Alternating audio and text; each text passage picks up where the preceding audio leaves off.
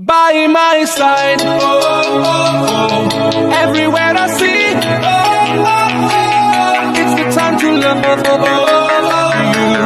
and I see your eyes, oh, oh, oh. By my side, oh, oh, oh. Everywhere I see, oh, oh, oh. It's the time to love you, and I see your eyes, oh, oh, oh. By my side, my side.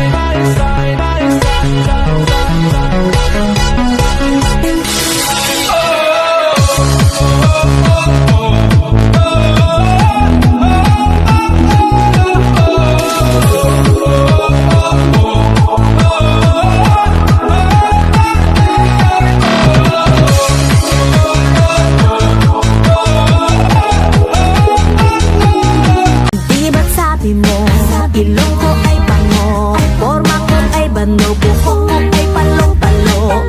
Di ba't sabi mo putis ko'y bayawan, kat sa mukha ko'y queuing ng tigyawan.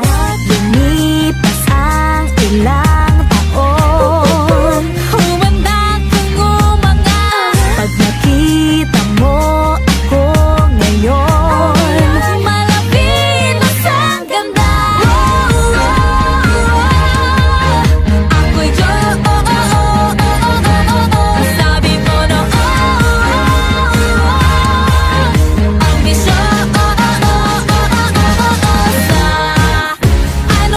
Kahit di na tayo magkasama, tambayan natin dati ay giba-giba na.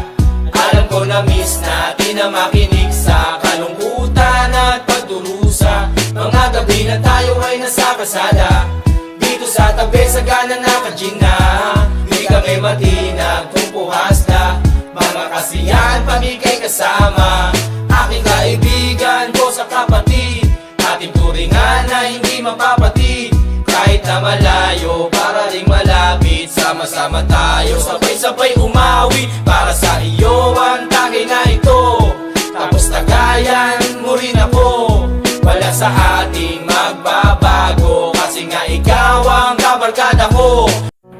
Ma, tama ka nga pala.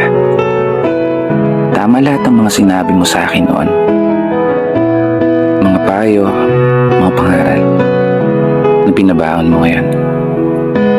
Nadarating yung panahon na kailangan kong harapin yung mga pagsubok at hamon ng mag-isa, nang walang inaasahang tulong mula sa iba. Salubungin ang hampas ng alon at tatagan ng mga paa, at palaging ipaalala sa sarili ang salitang, kaya ko pa. Oo, kaya ko to.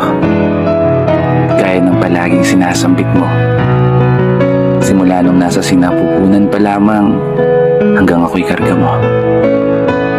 Pinapakain, nililiguan, pinapatulog gamit ang iyong tinig.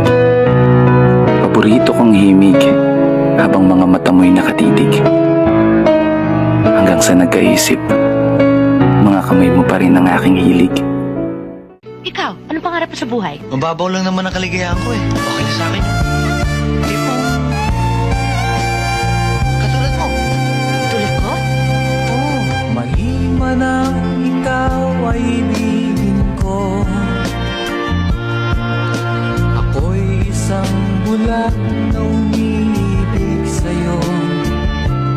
Papa, Tatay, maraming salamat sa'yo. Hindi ko magagawa lahat ng ito kung hindi dahil sa'yo. Hindi ka man naging perpektong ama, pero para sa akin, ikaw ang pinaka-the best tatay na nakilala ko. Isang tatay na pinagmamalaki ko.